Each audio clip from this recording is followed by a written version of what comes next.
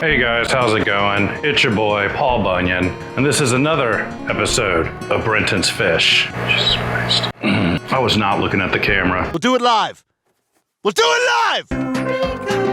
I was going to just walk through the fish room, show you all the update. One of the main points I wanted to make is that I've got the 36-inch Gladiator Shelf. I wanted to show how it fits a 20-gallon on each rack. It's just short on this one, and it's tricky. There's a large jump. If you brought it up a little bit right here, it'd actually go up a lot.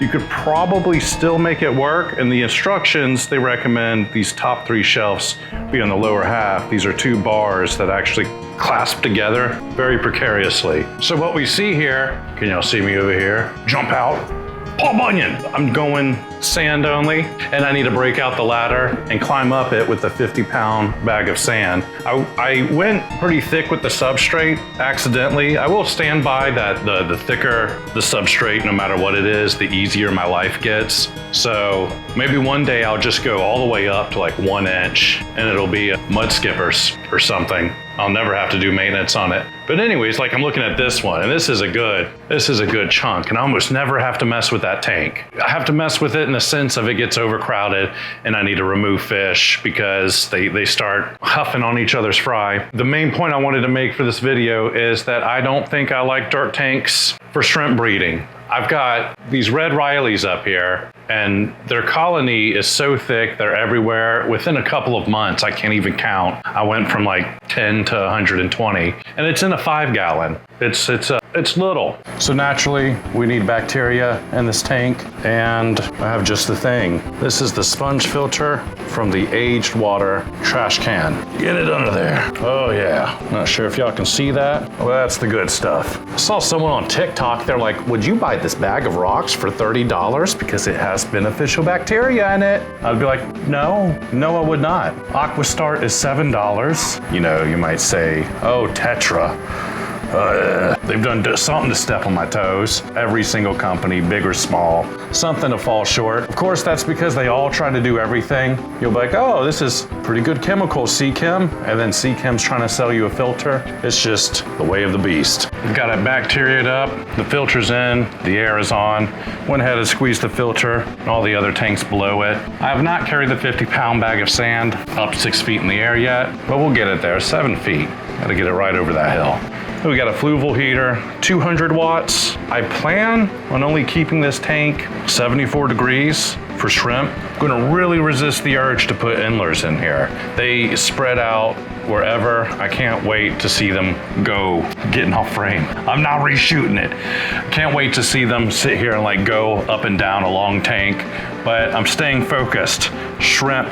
Get the shrimp back. Get the shrimp back on track from being under attack by the scuds. We are going to put it sideways and low. So I like to think about how this cord curves, and I try to stick it to the window according to where I want that cord to go. So I kind of want to go up, if that makes sense. The cord kind of bends up. I want it to go towards the surface. So we put the suction cups right there. This thing is set on 75. When you plug it in, it gets like 77 on this. So I'm gonna kind of point it to 72. More than enough watts. It's 10 watts per gallon. And it isn't my fault. I went on Amazon and I priced it around, and something happened where the 100 watts were like $35 a piece, and the 200 watts were $18 a piece. I'm like, you're kidding, right? How bad do you think I need 100 watts and 100 watts only? All right, got the sleeve up, and in we go. Yeah, it's a tight place, but is it too tight? Nah, it's not too tight. I'm gonna put it like right behind the hill. There's like a little sand dune that I accidentally made. And don't let it touch the sand. I don't think it's a problem. I had garage ponds. Did I mention this in the video yet? No, I didn't. My garage ponds were out over winter. They had 2 or 3 times the amount of wattage they needed in each one of the heaters, and they burned so hot that they like melted the substrate around them, or it like burnt on. I don't know. I'm glad to be alive still. Yeah, I'm not sure if you can see how neat this is, but it's all coming out of the same part of the tank. We've got the air line and the power cord just shoots on right there past the tank. Sometimes I like to get a bubble bar in here, a large long air stone if you're doing scuds. They're very oxygen heavy. It'll stream loaches. I appreciate extra air. But other than that, you should be okay with this. It's good to put circulation near your heater. Sometimes it won't be an issue. I'm only moving it. I think these tanks would settle with the open tops probably 68 degrees. I'm only moving it 6 degrees. 200 watts should be enough. Going to enjoy the power bill. My power bills are pretty fun. So yeah, shrimp tank. I forgot to mention that these racks that are right in the middle, I don't put the black window tents behind the tanks that are going through the center of the room. I want to be able to see through them. So that is what it looks like on the other side, right behind the dune. I have a back on that one. See, that's what I'll do something different, something more like that.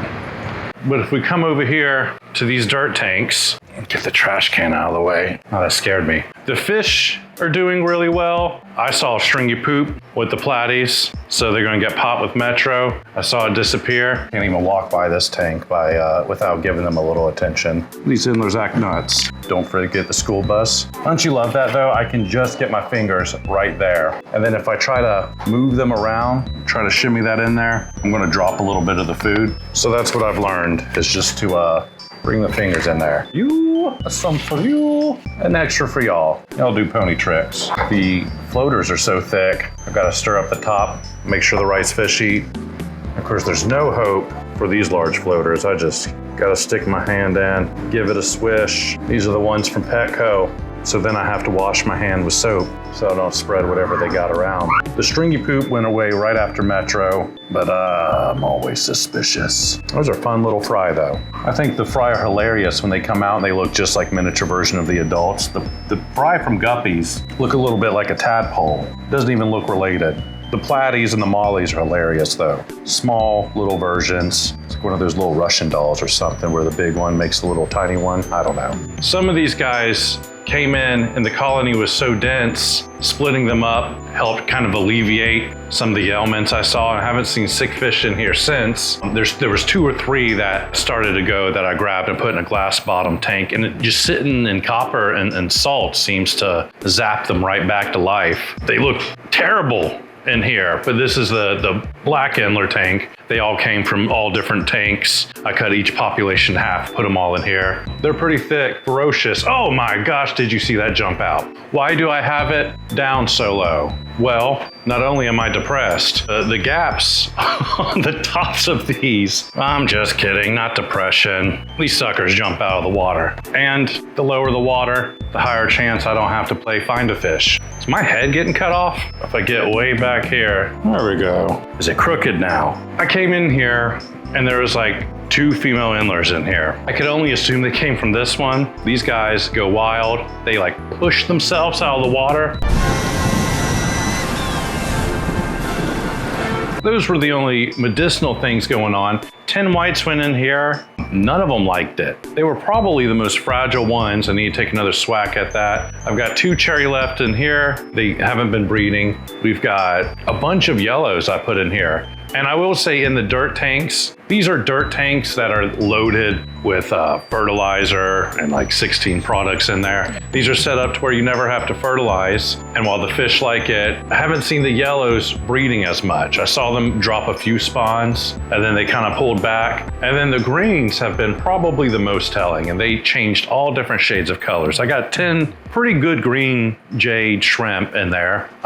When I put them in, they more or less kind of reacted and had like different colors. They'll get stressed out and they'll turn different colors. One of the first times I tried shrimp, for some reason, I thought distilled water would be a good idea. And right when I put all those reds in, a third of them turned clear. I don't know, genetics, but it's also environment. You wouldn't have to deal with it if you didn't mess up the environment. I mean, maybe you want shrimp that stay the same color when they're stressed. Maybe that's like a stronger representation of that color. But I don't want to drop shrimp in and have them turn all different colors on me. It's another thing if they go in and then they start spawning different colors. It's your deal to cull them out, go put them in your mixed tank, get every color. I'm going to go 10 gallon, 10 gallon, 5 on the end, and it'll be a whole wall. I wanted to dirt all of these, and now I'm second guessing it, and I might do sand bottoms because I just want, right now, shrimp. This is a great way to breed fish, and I would even say water changes to encourage breeding fish. I'm not using this as a way to get out of water changes. They have been one of the best behaving tanks so far, and I've got tanks that act similar to this. These have been marinating for a year for them to behave well, by the way. It's always something crazy. They finally evened out. I freaked out, kept the tops off, put the pothos in because I felt like I came in with the shrimp maybe too early. That was maybe my issue. But we're a year later and they're still not doing as well as the Red Riley. They're all like gathering up at the corner. I'm like, what in the world are they doing? See, that's kind of like the variation you'll see. Of course, it's been long enough. These might just be spawn that need to be culled. But, you know, while I'm used to them turning black or maybe even like a slight shade of blue when they're stressed, when they don't like their environment, man, he looks almost like a green Riley. When they don't like their environment, they'll start showing off different colors. Compare that to the Red Riley. Some of these guppies need to get culled out. Got some crooked backs and they're mixed guppies, so go figure. Look at a nice algae bloom in here. So there you have it. I'll have to feed them, get them back out. Got the guppies I brought in from outside. Don't let it dip below 55 degrees. You will have problems if you have them outside. Copper shock, waiting to reset them. Just let them sit in copper for like 60 days. I've never bleached a tank. I do like bleach as a tool, but I keep thinking like I put bleach in it and then if the bubbles are going, it'll like somehow sprinkle to the next tank. And I've got live fish in here. 2 rice fish. The whole rice fish colony is in here laying eggs. There's 2 that kept getting away from me instead of chasing them for 48 hours. I was like, all right, well, that's your new home because I don't have anything to do with that tank. And then we got purple dragon guppies over here in the corner, sitting here, feeling like these tanks were acting weird. And then I remembered there wasn't crushed coral, so I came in there and dumped crushed coral in all of them. I'm thinking axolotl or goldfish. I keep my house about 70 degrees and that should make these sit at about 68. And then of course, the Sundew's been a lot kinder to me than the Butterworts. The Sundew has actually caught some springtails. These things are just starting to sweat properly. I'm still a little nervous. Maybe they're not getting enough light. At first, I was giving them too much, and now maybe not enough. All right, back here in this corner, this one recently caught the scud. My third favorite way to get rid of duckweed, copper safe. So I'll just dose the whole tank with copper safe. Got a plastic plant in there for them to breed in. It's from Pimplax, so it's not one from Temu. I'm hoping that it's going to not disintegrate in the water while I need to use it. Sold a lot of these French Blue Star Endlers. It's just wild to me. This one has scuds, and they've been so useful to me that I couldn't bear to wipe this one out. They will absolutely decimate all of these plants. Do I need water? La la la la la, me.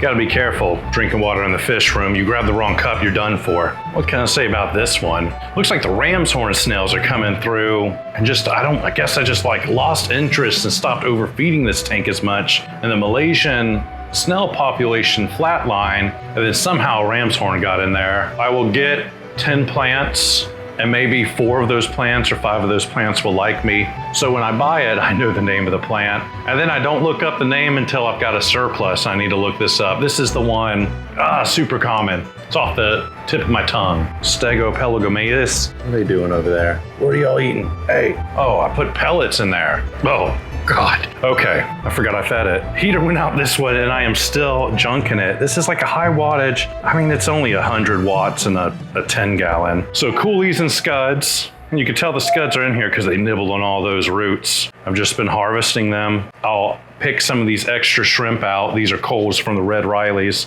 And if they were extra ugly, I put them in here. And so we see what we make with maybe the ones that just missed the standard and then the ones that look like they came from the bottom of the ocean. And see what we get. Mixed Endlers. Everything dies in this tank because this pothos pulls all the nutrients out of the water. Water is always extremely clear, except now. So there you go. Sick row, getting better. Had to separate the two half black yellows. Only got 2 of those females. They were acting a fool. One was all beat up.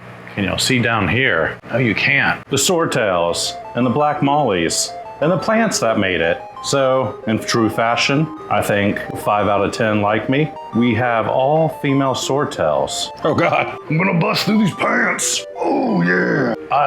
This is probably a horrible angle. Is this better? No, my old knee is on fire.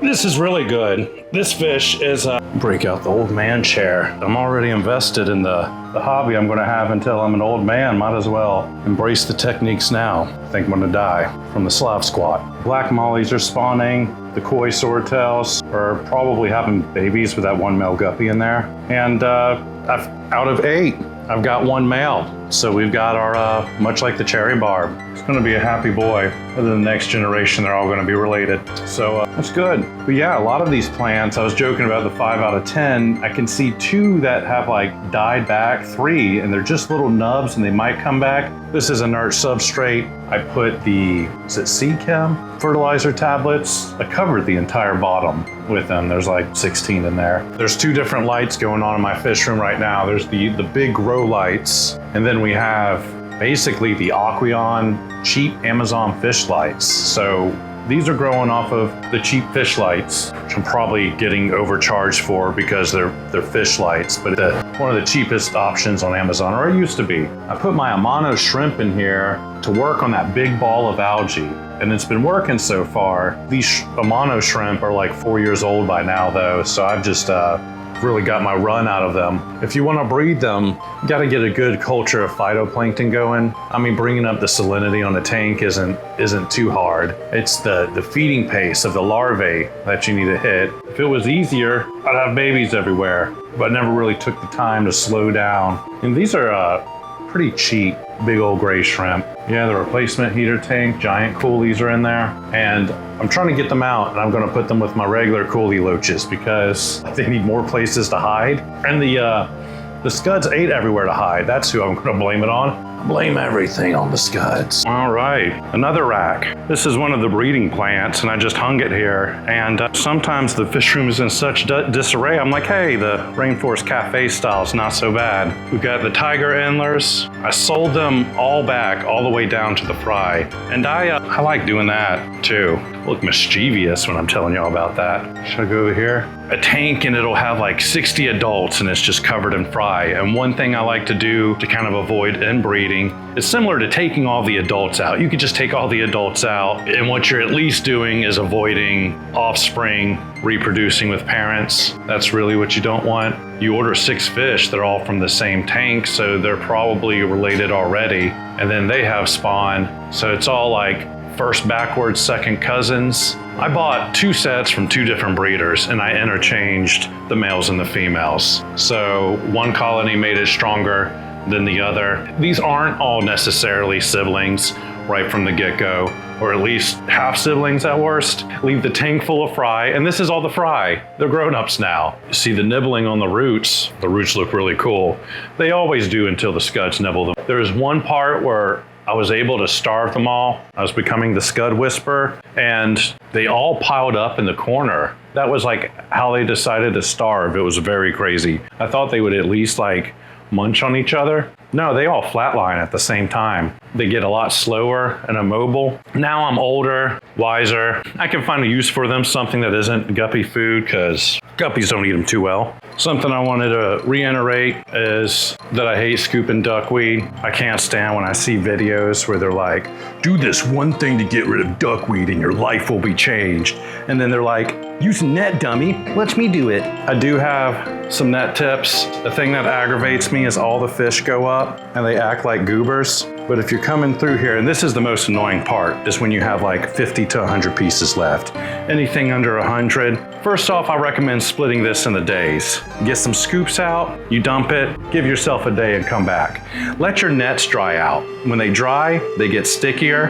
when you have less duckweed, go ahead and make the net smaller, especially if you've got animals. But if you come in here and you scoop some goobers and your net is dry, like the duckweed will stick. It'll stick anyways, dry or not. And then the fish are kind of rigid. So you can stick the duckweed in your net and you turn the net directly upside down and all the fish wiggle out of there. And then you'll have the duckweed still in there. So if you have to use a net, that's one way to do it. I'm not going to do that with 42 tanks, or at least I will, and it will take me a year because I'm going to take it one tank at a time. The skimmer crapped out on me. Don't appreciate that. Very expensive Eheim skimmer. Might have been counterfeit. Just kind of pooped itself. I'll probably make a duckweed 2 video. Putting fish in your room that eat duckweed when it's alive and not tender will at least change the tone of your fish room, and it will put duckweed in a different light. Like if all of your fish are eating duckweed,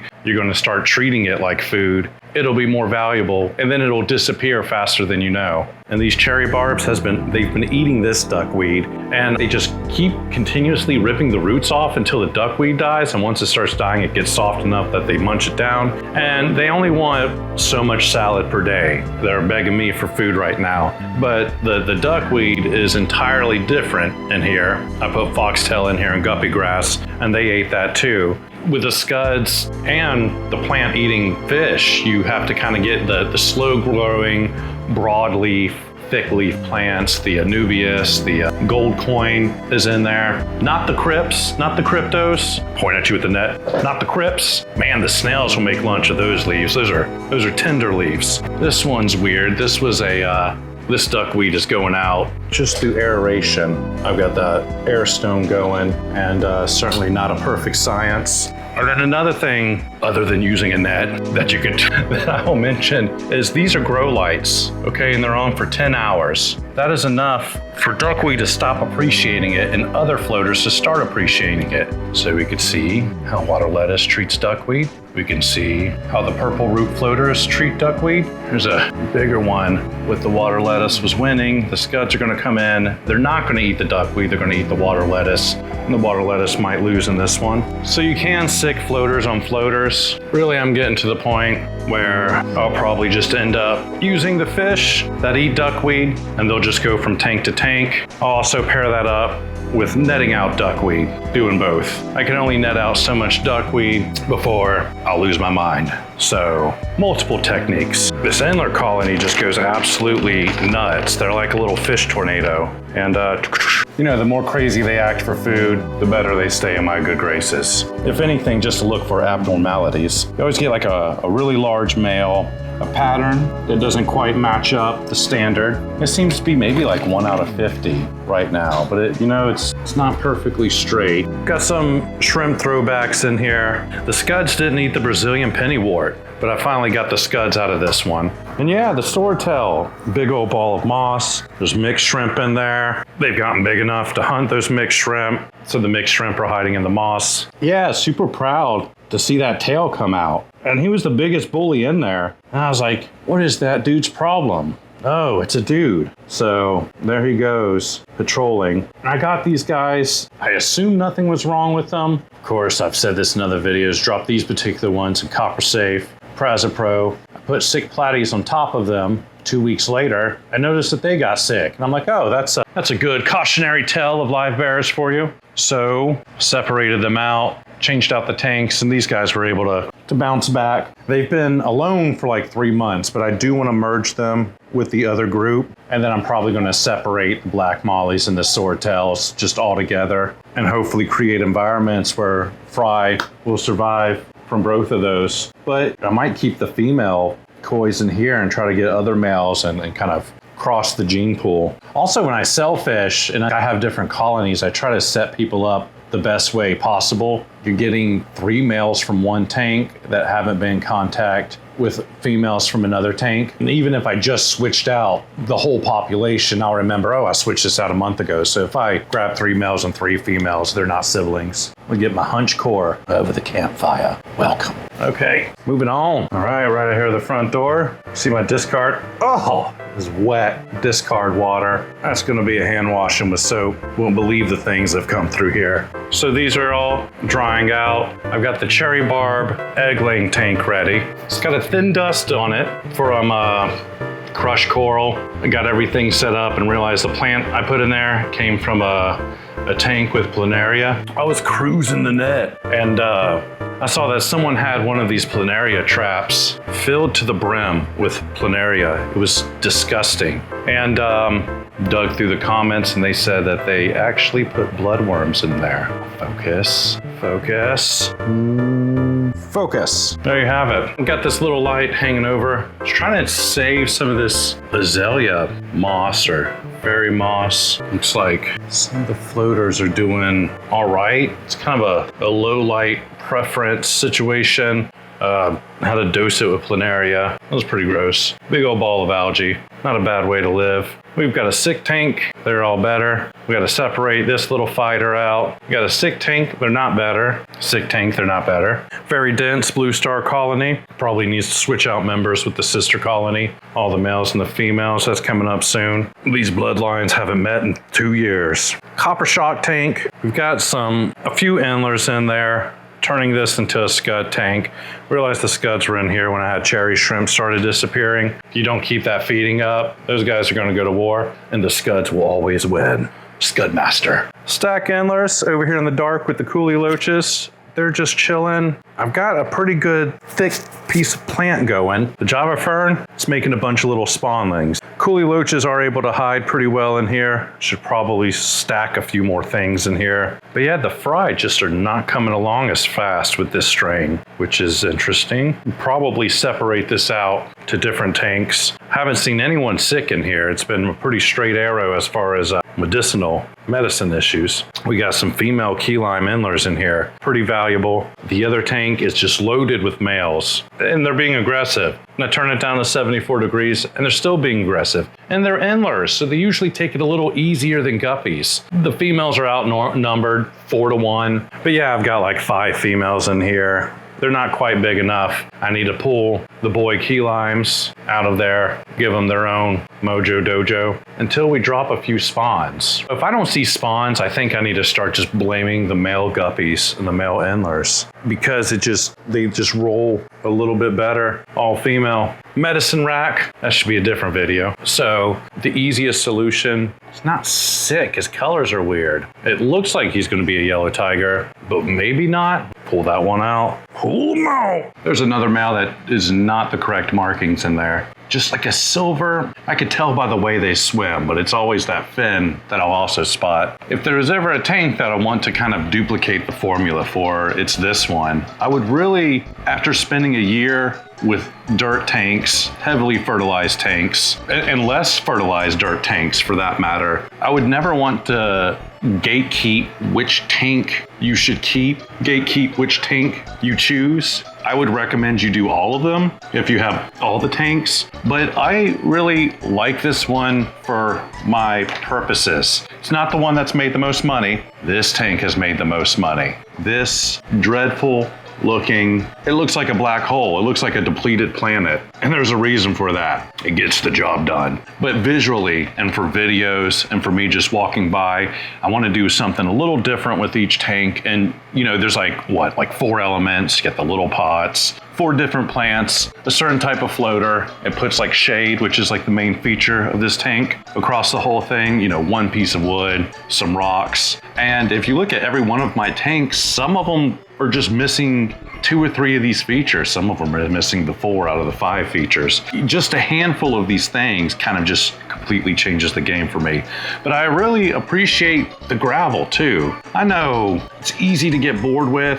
It's expensive too if you get unique gravel and it's meant for fish. It's going to be marketed at a higher price. Probably aggravating. The tank will cost $12 new on a sale. The lid is somehow the same cost as the tank. And then you're probably going to be spending more on the gravel, and it just starts to not make sense. But I like a little variety. If you really like dirt, give the tank some time. After a couple of years, all the fish poop's going to turn to dirt. You're going to have a huge layer of mulm, and it's gonna act like dirt. As far as stabilizing the tank, do you have to fertilize these? The fish poop will level off a little bit of your fertilizing chore. But yeah, you would never know this if you didn't keep a gravel tank. Keep a gravel tank, keep a glass bottom one, keep a dirt one, a sand one, an inert substrate one. Pick them all, choose them all, catch them all. I think that's it. I feel like this tank has like made me feel short, because you go to these ones that are eye level and I'm like right over it. Make me like a little kid. Look up there. Hello YouTube. I can barely reach it.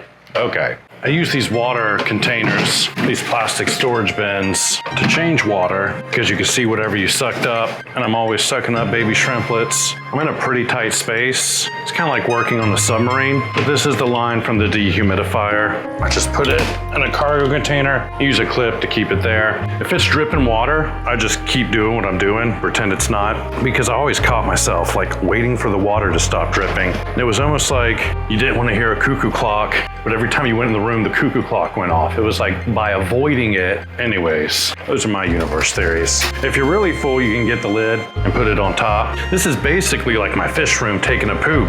This is all wastewater. Sometimes it's medicated, sometimes it's not. Bring it out here. This is pretty full. It's filled up right here. So all I can tell you is you plant both feet on either side of the threshold. I'm gonna have to lift it up over the door frame. I like to get a couple of wheels over it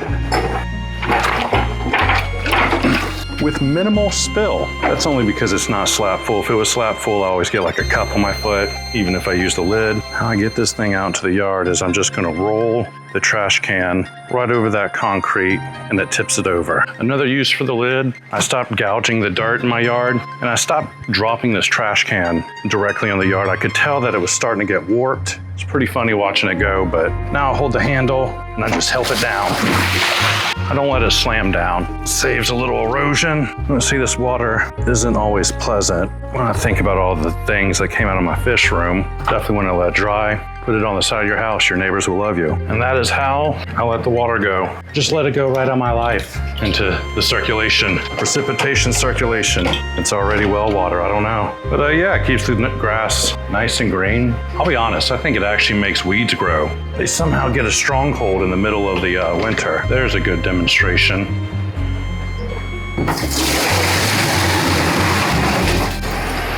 Sometimes I set it right there to dry. Stackable too. I don't stack them tightly until they dry out. A little update on the green water. It's green, and I really enjoyed doing these plants. In general, they did set me back a little bit. I do like the wet plants, kind of these swampy rooted plants. I do like anything I could put the roots in the water. But this was kind of a weird learning curve, and it puts a different rhythm. And I think that maybe if I just stuck with tripling the amount of tanks I had, instead of playing with the house plants just grow so much slower than what comes out of the water. And then anything that's gonna wrap around your fish tank, I've only had luck with the pothos and snake plants. I've watched the ferns disintegrate, the begonias disintegrated, ended up wanting more light. And so a lot of this stuff is like relegated to this greenhouse. It's too late now. We're in too deep. I am fairly lush. I keep burning my ferns. They want it a little more soggy. Oh look, that one's probably angry at me. If you propagate or reproduce, just do those drip trays. So you water once instead of 52 times. And then as far as like plants and like selling plants, aquatic plants just grow so much quicker. Just a little tiny little twig, and that's enough to start someone off for $3 to $5 is like what I like to do. And I have to wait a millennia for this, and it still doesn't like me. So I definitely wanted a lot of plants to have a lot of options, and I have that now. It freezes like twice a year here. It's the only little part of Florida that does, right up in the armpit of Alabama. So you could probably get away with putting the banana tree out in the yard. I don't even think the dwarf banana tree will go out in the yard. Some of these are like, oh, I want 70 degrees. That bird's nest, I think, is a princess plant. If you're thinking about doing this, consider this or doubling your fish tank capacity, because maybe you want to double your fish tank capacity. I do have green water. If I wanted to keep crickets, sometimes you can feed the pinhead crickets to your fish, which are just baby crickets. You need 80-degree humidity, and this is a great way to get humidity. You were doing hermit crabs, probably a good way to do hermit crabs. I didn't put a heavy-duty shelf in here. I don't have a lot of trust while the fish tank is on the ground, but there you have it. This green water will change my life, though. It's going to make me a Daphnia machine. It's going to make me get accessible to those Amano shrimp larvae, seed shrimp. It's that primal beginning, and I guess you can run the light at annoying intervals. Sometimes you can even do like up to 20 hours and just leave it nighttime for 4 hours in the complete darkness, and those plants will be able to enjoy that. Feel like they're on the equator or something. I'm not sure if I expressed this. Carnivores like distilled water. You can put it through a Brita filter. I'd recommend dechlorinated water, so I just put my fish water through the Brita filter. Now that I think about it, I don't have crushed coral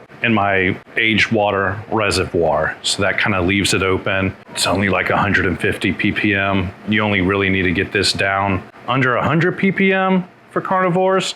I mean, you want it 0, but it doesn't have to be exact science, I don't think. Now, I've burned this a few times, so take that with a grain of salt. This is the Nepenthes, the rainforest type pitcher plant. You've got the North America swamp plant that comes up, that's in my backyard. And this is the one that's like at a certain altitude where it's 70 degrees. At night, it's 80 during the day. They like a 10-degree jump.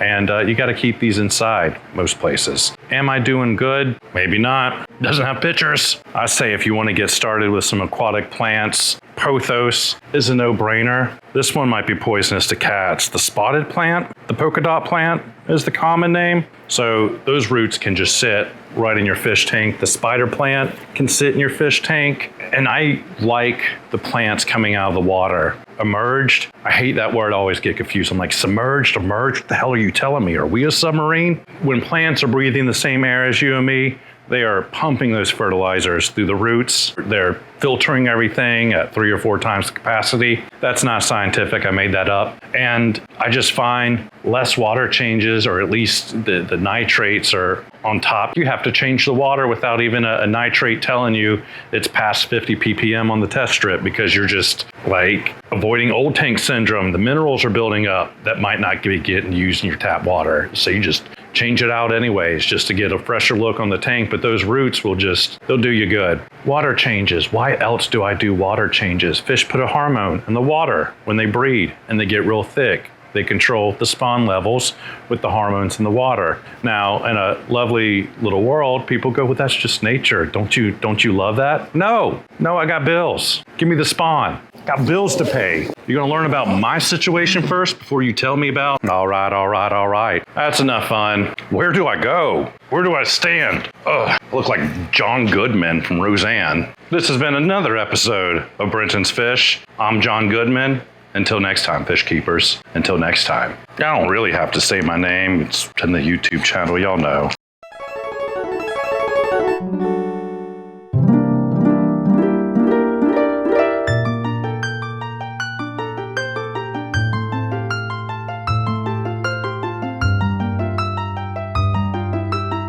Please join us. Please join us. Please join us. Join us.